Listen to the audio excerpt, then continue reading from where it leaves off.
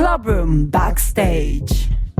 Anja Schneider's talking to FJAAK, the most contemporary techno duo straight out of Berlin, Spandau.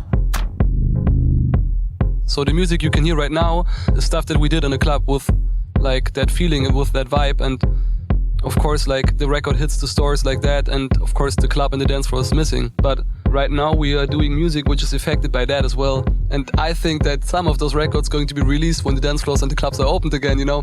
So I don't think that we're the only people like who are going to do that. Yeah, actually I think that as long as you do music and you're happy with it, it cannot be a bad thing. So Welcome to a new episode of Club Room Backstage, and I'm very, very happy to be here with FJAAK, straight out of Spandau, to a well-established and of course loved contemporary techno duo. Welcome Felix Wagner and Röbig.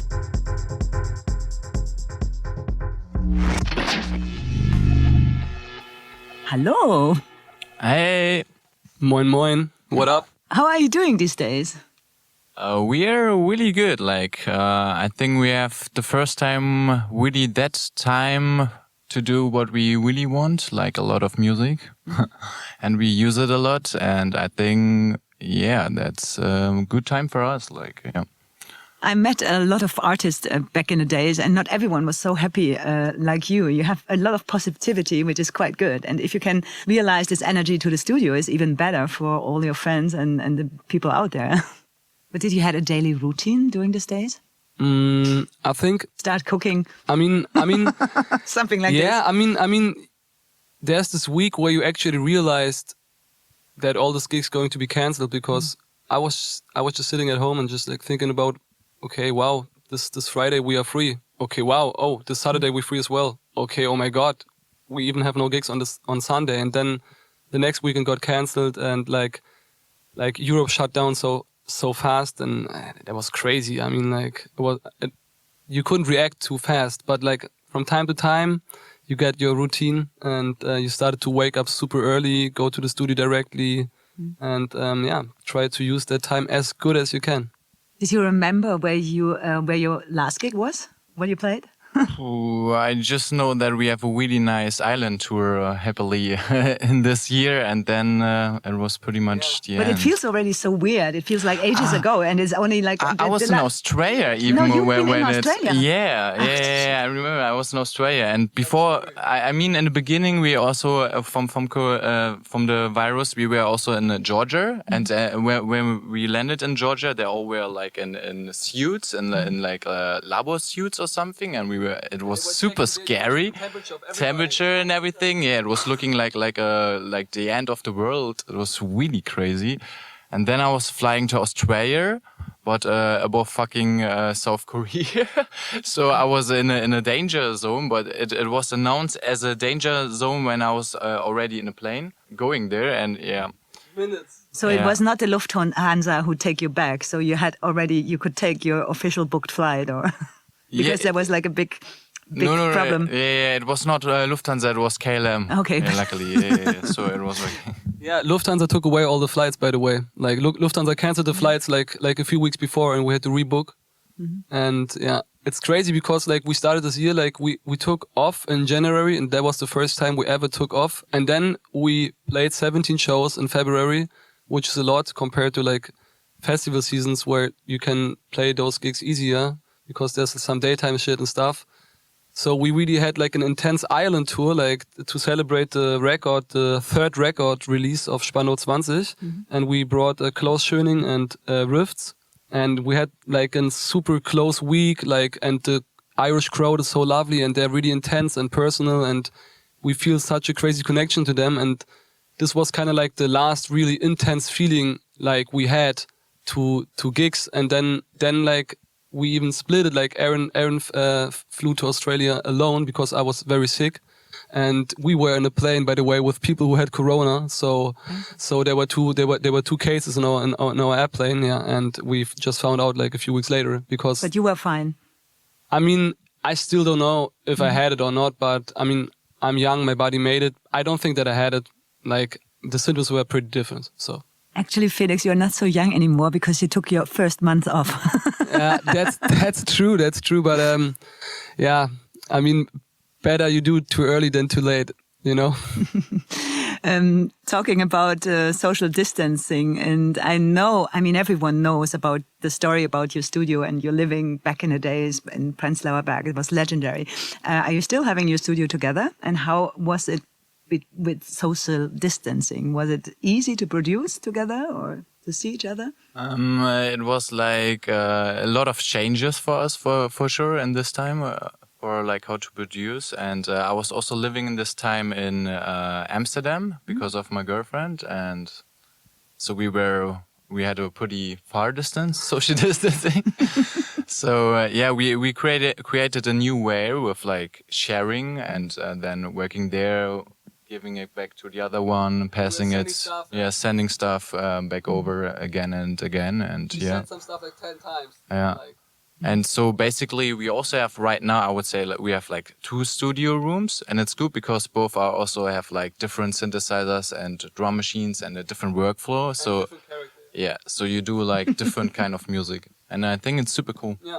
I think after it's like, everyone is still talking about you as the newcomer and super, but actually you are already 7 years on the radar and touring constantly. So, and I think even after 7 years, you need a little bit of distance. It's like an old married couple. Somehow. Yeah, but like, I mean, it was not like we didn't want it to be like that. It's just like what happened is that like, so I couldn't fly there because I was sick. I was like seriously like, pretty sick, and like, Aaron was there and all his flights got cancelled, and he was like kind of like almost stuck in Australia, and then like there was no real possibility to fly back, and then there was this one flight to Amsterdam because like he had like a place to stay in Berlin as well, but then he went to Amsterdam, and then everything was just like locked down, you know, and there was like this 2 weeks where like nobody kind of left the house, and like really like the lockdown was like 150% serious, and we just like started to work right away like with this distance because like we know like how to work on travels and how to do this when you're not home and stuff, and we had so many jams on our like laptops and shit that we just could finish them finally, and there was so much time. Then we really started to work social distance, like call, WhatsApp, you know, Dropbox, our biggest trend right now. Like we got 2 terabytes of storage, you know, and you know. And we are like Dropbox pros, you know. So super. But how is it actually for you? I mean, it's really hard for all of us, and I know it's really, you also work on the spot sometimes. And are you missing? I mean, you're creating so much music now. You stayed so long in the studio, but you can't prove this. There is no reaction. How is this? Actually, normally we play our tracks like in advance, like months before, and just check how it works and how the people react, and then we can change it.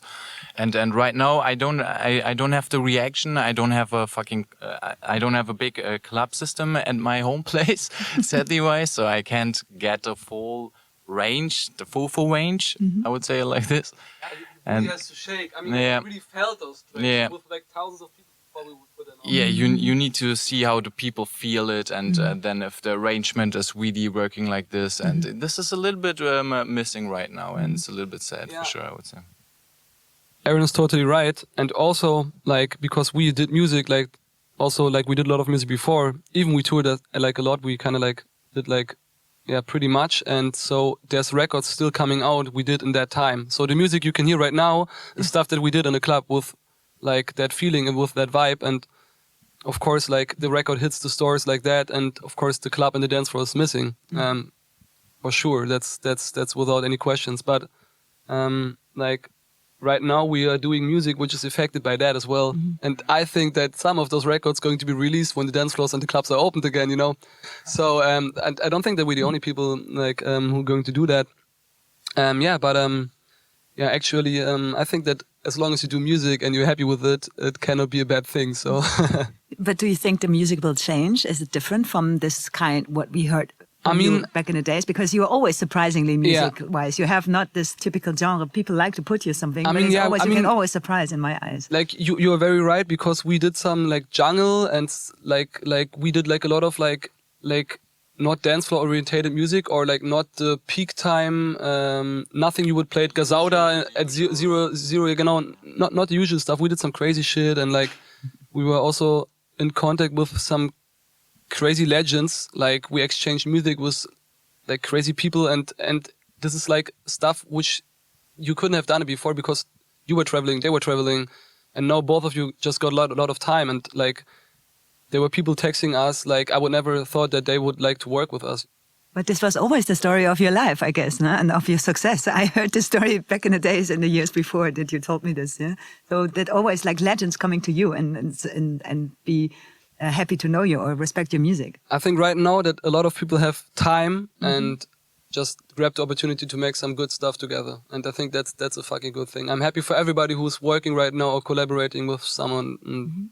And I'm just happy for everybody doing music right now. I mean, like, that's the least thing we can do. So let's rock this at least. But in general, do you think it's going to be changing in music? Because we were on a really high level, but I think when we are all in this crisis and we all live in these unsecure times, and this is mental-wise quite hard. So I think music can change. Or do you think it's going on like it was before? Do you mean like musical-wise? I think musical-wise is changing all the time. And for sure, right now, when you have a long gap without clubs, I think a lot of producers are producing differently, for sure, because they are influenced by this in a different mood and everything. And I think for sure also when it started again, it will be a little bit different in the beginning. But I hope for it, and I think I'm pretty much guessing that it will going back to normal, like the clubs were before. It maybe needs some time, because also for me, if I'm now in a big crowded area, I feel a little bit like, okay, that's weird, because I'm not used to it anymore. Yeah. I mean, even if you see like a TV show from back in the days or a movie, and then there are so much people, you feel a little bit like, whoa, okay, crazy, like. We did that, and I think hugging people also is like hugging everything. It needs some time, I guess. I mean, like actually, we were like really literally going in the crowd, through the crowd. I was like sometimes closing my eyes and walking backwards, like slowly, just because I love the feeling how people touch my back. You know, like that sounds crazy, but I fucking love the crowd. I fucking love hug people, and I even kissed some crazy dancers which I saw on the first row, because just they make me so fucking happy. Like I could just see that, I don't know, and that's just like something. At first, why didn't I get sick even more often? Because I was like in contact with like millions of people. I don't know, like we're exchanging sweat and whatever, like so much, and I fucking love the shit. I just want to go back, and let's take all our like secrets we have on our body and exchange, and let's go. Yes. And I miss the smell also, absolutely. But this comes to another theme, because I didn't see that you do a live stream. Was it for a reason, or did you do something? Did I miss something? Yeah, we did a lot of live streams on Spandau 20. On different channels also, but we tried mostly. This is why we didn't went in the first place for big other platforms. We tried to push our labels and our own artists on our label, and that was the main idea behind it. And I think also a big kind of group got it, and they had a lot of fun. I think. But it's still like that the crowd is missing, like you said, Felix, before. Yeah, it's weird feeling, huh? I mean, it's kind of like awkward when you're like closing your eyes and you're just dropping that bass, and even it's your living room speaker, you finally made it to get into the mood, and then you open your eyes and in front of you is just this cold white wall, and you're just like, whoa, like, and it kind of like can kill your mood like right away, like in the minute where you're like completely up and you just love it, but you have to get used to it. And the good thing is that we had some friends sometimes which were just like one guy who's listening already makes a total change. Like, I think like I'm sad for the people who really had to record this at home alone. That's really, really weird. And I think like some of them might be used to it, but yeah, that's a different concept. That's like radio, like a radio kind of like podcast mixing, you know, because you got no reaction at all. Yeah, some of the artists I know, they did completely different streams with like playing, for example, Dubfire. I think he's the some reggae and some dub. I like that. Yeah, in the morning I was chilling to it. I was like, yeah, Ali was doing fine. That was fun. Super, absolutely.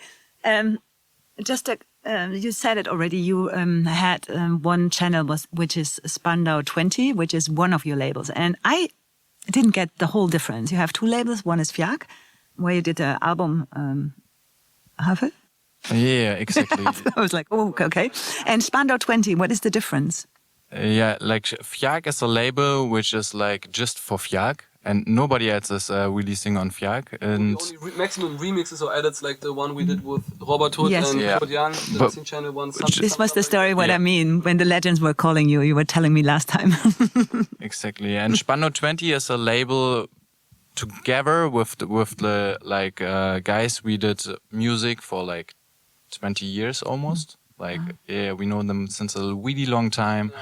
We had like a lot of raves with them when we were young and illegal raves, and we did a lot of really nice stuff with them together. And they had also a long way until now, and I think they're really talented and they're really good DJs and producers, and I think they're really like living this, and like they're like listening to the music, and they're like literally doing this every day since day one. And I know that they are still focusing like every possible energy they got, and trying to put it in like their love, and they love music as much as we do. So this is people I like to be surrounded with. But it was also, you were planning quite a lot of things this year. Spandau 20, and you said 2020 is going to be the year of our label, and we want to feature all these Exactly. people that Yeah. are with us. They But supported us. now then we had this COVID thing, and it, like smashed a 21. little bit of our plans, because like for example we had like more than 20. I mean like we had a really good start. We already had like those nice gigs and tours and those nice label parties where we could like, how to say, curate all the lineup together, and like really like every artist had his happy slot and was doing what he wanted, and it was like a very, very nice and intelligent concept, like the way I like to treat music and like to present it to people. And the problem is that like we lost like 20, 30 shows like through COVID, like which were based only on that label, like only with our friends and people. And yeah, I mean, it's nothing which is lost, but it's just like postponed, and we're just gonna wait for it. But there's a lot of stuff coming out, for example, stuff that we can announce right now, which is even connected to it, because there are clubs, we work with them since years, and now we are not able to see them, now we are not able to work with them, and yeah, we thought about how we can support them, like still in that crazy situation. Oh, and there are people they supporting you or with you since years, like you said. But was it always electronic music, or can we be there surprised by something different? The people have crazy backgrounds. Like for example, like this one guy, he plays classic piano. Like he studied Tonmeister. I don't know the English word. He's like it's not a sound engineer, because this is actually what we did. It's more like he did the same thing. Like it's about classic instruments. Like he has an absolute hearing. It's a nerd. He's a sound engineer in the most important club in Berlin. And he's one of the biggest collector in the whole world, I would say. yes, like I think he has maybe the best techno vinyl collection. Like I mean, he knows that he has the best. I know that you listen to it and you feel weird right now, but I think you still know that I'm right. You know I'm right. But how you got in contact? How you found him? Yeah, like he met the Jay from FJAAK, like Jay Manuel, also on our label, and they were like not classmates, but they just met, and it sounds crazy, but like so less people who really follow this passion so hard. And if like passion connects us, this is what connects us, and this is also what we love about, because it doesn't matter how old you are, it doesn't matter where you're from, it doesn't matter which skin color you have, it doesn't matter which gender you have, it doesn't matter who the fuck you look like or whatever like you're doing in your other private time, like if you play tennis or if you like to like color your body. I don't know, it doesn't matter, because like if you if you live for the same thing, and if you're alive in the moment and you're just like connected through this passion, you will always share the love, you know. And that's just how they met, and this is how we met all the people. Like there's another guy, like he literally just like listened to us like talking in the bus about electronic music and stuff, and then we just got connected through the same line we had to go. And so yeah, that's like where really passion hits. Like it's nothing else than passion which did it, you know. And like this guy's actually the reason why I play vinyl myself, because like I was doing like, we had these machines, the synthesizers, drum machines, and he was like, yeah, but you know, there's also this analog way of playing records, you know. And back then, like this time code thing and everything was super big, and vinyl was actually really getting pushed into the background. And we were actually big fans of all this. Like we laughed like the magic behind it, because we couldn't understand everything like right away. There was so much magic about it. Music is just connecting, and this is, I think, what it's all about. It doesn't matter which genre, yes. But are you sometimes worried about that you can't work like you did it before? That it's going to be such a massive change. I mean, we are all, financial-wise, it's for everyone getting now a little bit tricky, you know? I don't think that the passion of the people will change. There's some people who's going, like, of course we have to get used to it, but humans are actually crazy in getting used to stuff, you know? I mean, like, imagine what humanity did 60 years, like, and like, what is humanity doing right now? And like, so, I mean, we can change super fast, so of course, but I think there's just some stuff that will push us back into our boundaries, and like, there's just like stuff we need. I mean, I need the people, I need the crowd, I need loud music, I need to dance. And I think I'm not the only one, totally not. And I think that we are going to be all reunited, and I'm pretty sure. There's so many people who would literally give a fuck about face masks and whatever, and would go on a rave right now, even it's not responsible, like not showing like responsibility like as it should, but Yeah, I we can still see. feel them, you know, because like it's a need, and it's like, there's maybe some people that are even alone. I can even imagine like there's also some people which have maybe crazy interests and they cannot fulfill them right now. Like maybe crazy fetishes, I don't know, and maybe there's just someone who needs to be in the crowd. Maybe he's working like 8 to 10 every day, and like the only thing that where he could like put out his energy was like the club. And yeah, there's like lots of us, yeah. Absolutely. Just coming back to Spandau 20, which is your label, which looks like really surprising and really exciting now for the next months. But probably everyone knows already. Spandau is a really sexy area from Berlin, you know. And I was even surprised that Aaron said he's living now in Amsterdam or part-time because of your girlfriend, which is probably sad for a lot of listeners, girl listeners. But if you could describe, sorry, I had to play this card. But if you would describe Spandau, first of all, are you a special follower of Spandau? Did you get a sign that you're like the special, because you promoted this area so much? I don't know what Ehrenbürger means on English, sorry, but you understand. An honored Yes. An honored civilist of An Spandau. honored civilist of You are already? Nah, I think like we can do some stuff in Spandau which normally people can't do, I think, for like parties or stuff. That's pretty sure. Yeah. And there will also come something in the future. That's also pretty sure. But we can have date dance parties outside. I mean, is it in Berlin somehow? But we are not allowed to dance nowadays. This is the problem. Yeah. Can you imagine? I mean, I dance every day at home, but Honestly. For Berlin. So, but if you would explain Spandau to, you know, if someone wants to move to Berlin and you want to make Spandau somehow sexy, what you would say? What is this? So first things first, because we just gotta answer the card. Of course, you can take a Spandauer out of Spandau, but you cannot take Spandau out of a Spandauer. Just want to say it. Okay, just want to say it because it's a personality that kind of is connected to where you grew up, and this is what connects most of us, because we have no culture, we have no clubs, no bars. There was one record store, and he even had some good records, but after 2 hours you are through the shelves, and then that's it. And this is just like what we're trying to push. We're trying to show that this district has a lot of artists, has a lot of culturistic, interested people. There's a lot of passionate people who really flow and try to make something and build something up. And we just want to give this district more representation in a cool way. I mean, it's a beautiful, beautiful district. You have like the Havel, which can really help to relax and ease your mind in minutes, because you can kind of access from everywhere. And this is not like Spree, where like a lot of millionaires build like some concerns, which actually make nobody able to visit the river at this point. Then the security guy at 2 in the night to smoke a 10-minute cigarette. So Spandau is beautiful, and we're just gonna try to love our place where we're from. I mean, when I describe Spandau to other people, I'm always like, for me, Spandau is on some places like No, you feel like you're in Italy or in Spain on a like Gardasee or something. Like it's really amazing. Like at Schafelanke, like this place is like wow. And we have even like Klein Venedig, which is like small Venice, and it's like incredible.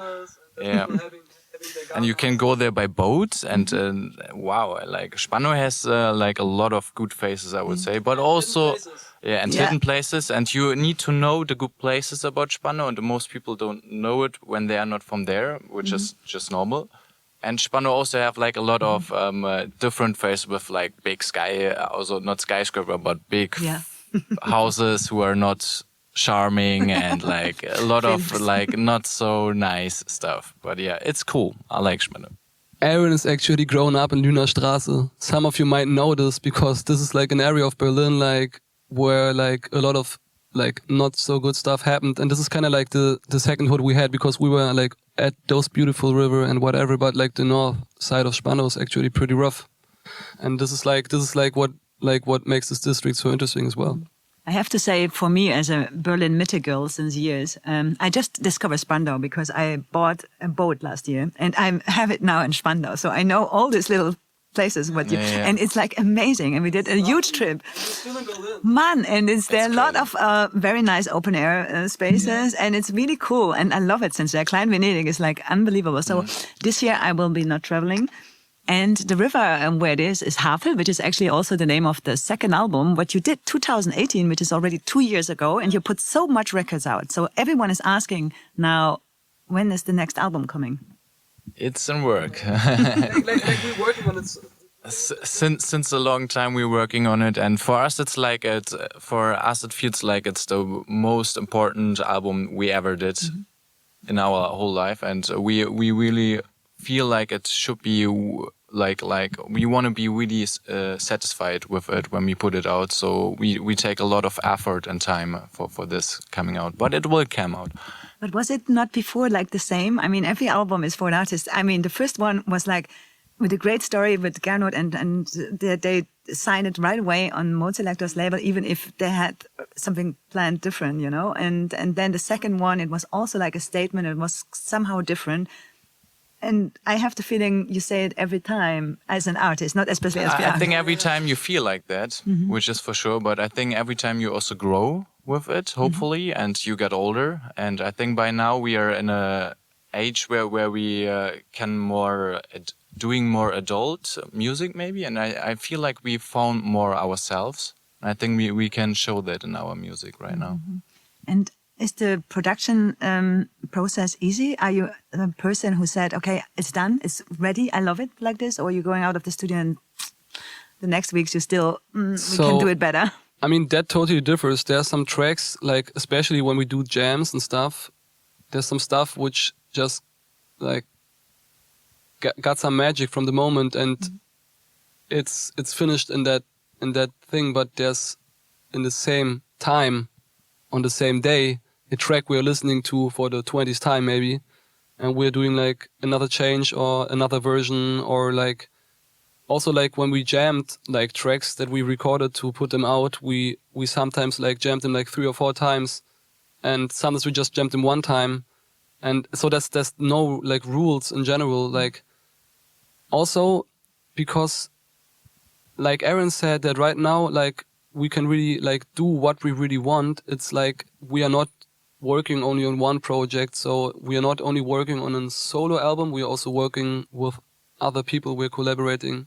Solo album means still you both, huh? Exactly, yeah. Just like was a little bit. No, yeah. There's a FJAAK album coming out, and we are also working on an LP with other artists, and we are also collaborating with a lot of people, not for LPs but for EPs, and I mean, you know, we're not trying to finish an album or something because we don't feel like we have to put something out. I mean, like it's not something we're proud about or something, but we actually put a lot of music out. We kind of like, with the schedule of Spandau and FJAAK, we kind of release every month like new music, and this is a lot for me actually, because I also want to like reflect myself and stuff, and this needs to be done.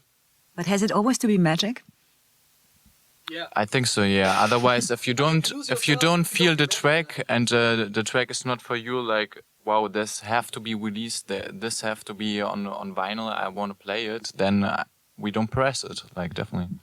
Yes, I agree. But I mean, you are in a really privileged situation. I think everything what FJAAK was doing, the whole press, everyone was jumping on it. And even if it was kind of different styles, did you ever experience that a record or something, a track, what was really magic for you, which not had this response or success what you expected? I mean, it happens to everyone somehow. Yeah, but I mean, music is also like subjective, and you always should keep that in mind. And for sure, some tracks we were surprised that they're running differently than the others. And I mean, this is just about like that you can never say before how many people have which kind of style or what they prefer. And yeah, this is how it runs. But I think, we are really satisfied how it runs so far.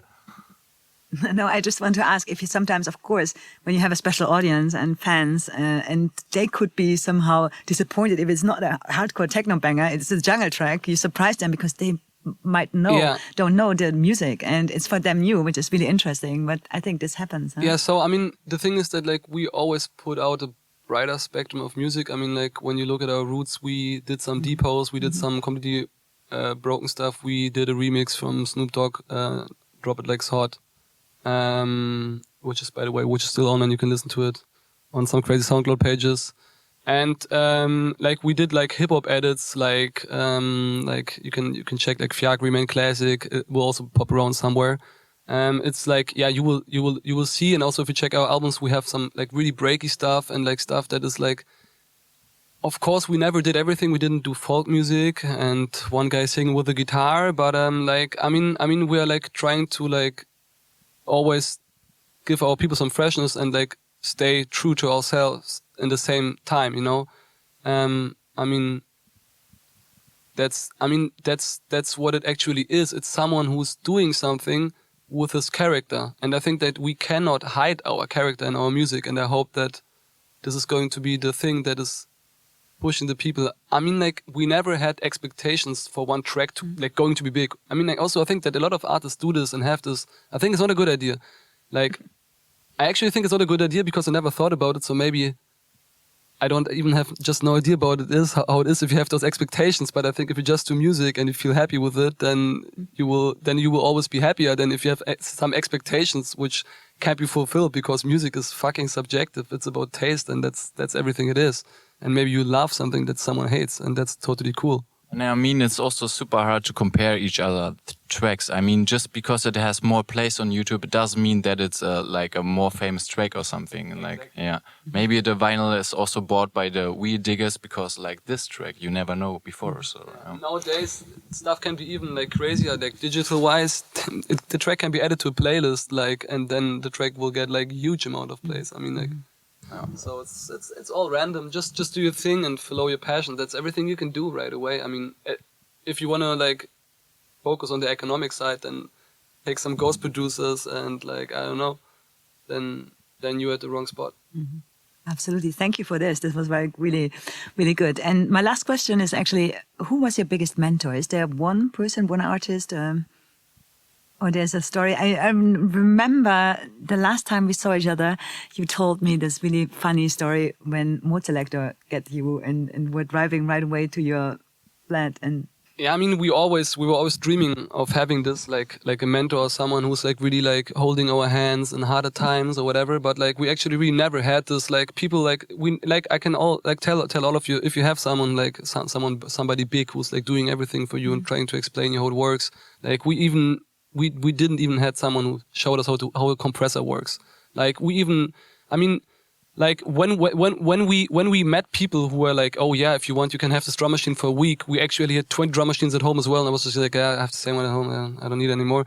This is the point where people are coming and helping you. Like this is also why we're doing this label, because like we want to be like I want to be that guy like in some point. And if someone those guys like we're talking every time we sending music, and we also trying to like really communicate with all the people who send us music and stuff and really help them, you know. I mean, like for example, like Aaron and myself, we did like an tech check thing where we explained how we play live, how we produce. It was like kind of like a school thing at Paloma Bar half a year ago. And like still those people sending us tracks from these lessons, and we still answer them and tell them like, yeah man, good, go on, or like, I think the last track you did was better, like, but it's only my taste, you know. And sometimes you could say like, oh, the hi-hat is super loud, like what kind of speakers you're listening to, you know. I mean, like, we always like trying to help everybody, because like this is what we did as a group. This is what the label is based on. It's like people who just like love this shit and love to share it. Yeah, thank you very much. There's a lot of exciting things coming in the near future, so we have to follow definitely all channels.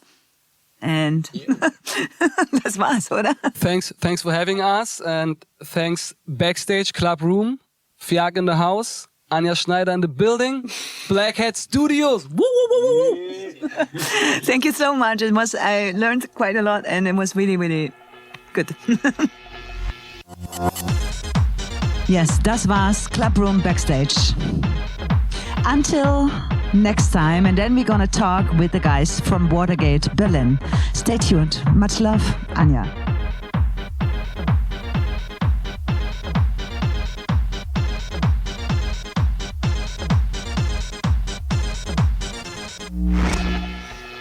Clubroom Backstage. Produced at Black Hat Studios.